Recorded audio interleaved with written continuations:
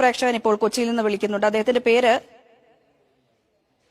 രാജേന്ദ്രൻ എന്നാണ്. ശ്രീ രാജേന്ദ്രൻ, എന്താണ് ഈ വിഷയത്തിലുള്ള താങ്കളുടെ അഭിപ്രായം?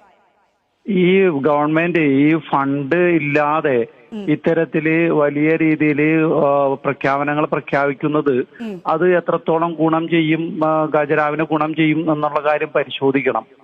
അപ്പൊ ഇതിനാകെ ഇനിയൊരു പ്രതിവിധി ഉള്ളത്, പണ്ട് കോട്ടയത്ത് ഒരു വലിയ ബാങ്ക് കൊള്ള നടത്തിയിട്ടുള്ള ഒരു വലിയൊരു പത്രമുതലാളിയുണ്ട്. അദ്ദേഹത്തിന്റെ കയ്യിൽ ആ ബാങ്ക് കൊള്ള നടത്തിയ ആ പൈസ കൂടുതലുണ്ടെങ്കിൽ കുറച്ച് ഈ ഗവൺമെന്റിന് കൊടുത്ത് അവരെ സംരക്ഷിച്ച് സഹായിക്കാൻ പറ്റുന്ന കാര്യങ്ങൾ ചെയ്യും.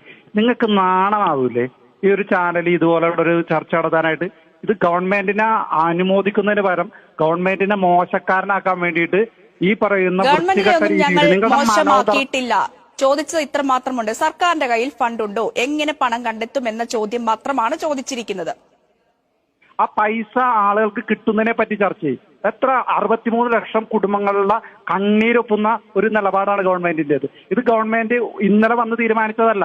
ഇത് ഗവൺമെന്റ് മാനിഫെസ്റ്റോയുടെ ഭാഗമായിട്ട് വരുന്ന ഒരു കാര്യമാണ്. അത് അതുപോലുള്ള ഒരു നല്ല കാര്യത്തിനെ പ്രശംസിക്കാതെ ഇതുപോലെ പറഞ്ഞിരുന്നത്. ഇതിപ്പോൾ സർക്കാരിന്റെ അവസാന ഘട്ടത്തിൽ എത്തുമ്പോൾ മാത്രം കൂട്ടുന്നത് എന്തുകൊണ്ടാണ്? ഈ 5 വർഷം ഒന്നും ചെയ്തിരുന്നില്ലല്ലോ. 5 വർഷത്തിന്റെ അവസാന ഘട്ടത്തിലേക്ക് എത്തുമ്പോൾ മാത്രമാണ് ഈ കൂട്ടൽ. ആളുകളെ ദുഷിപ്പും നുണയും ഈ പറയുന്ന കള്ളത്തരങ്ങളും പ്രചരിപ്പിക്കുന്ന ഒരു മാധ്യമ പ്രവർത്തനമാണ് നിങ്ങളുടെ നിങ്ങൾ ആ രീതിയിൽ വിലയിരുത്തിക്കോളൂ. ഞങ്ങൾക്ക് ഒരു കുഴപ്പവുമില്ല. ഞങ്ങൾ ഇങ്ങനെ ചോദിച്ചുകൊണ്ടേയിരിക്കും. വളരെയധികം നന്ദി ശ്രീ രാജേന്ദ്രൻ വിളിച്ച അഭിപ്രായം രേഖപ്പെടുത്തിയതിന്. മണിമലയിൽ നിന്ന് കൃഷ്ണൻകുട്ടി എന്നൊരു പ്രേക്ഷകൻ കൂടി നമ്മളോടൊപ്പം ചെയ്തുകൊണ്ട്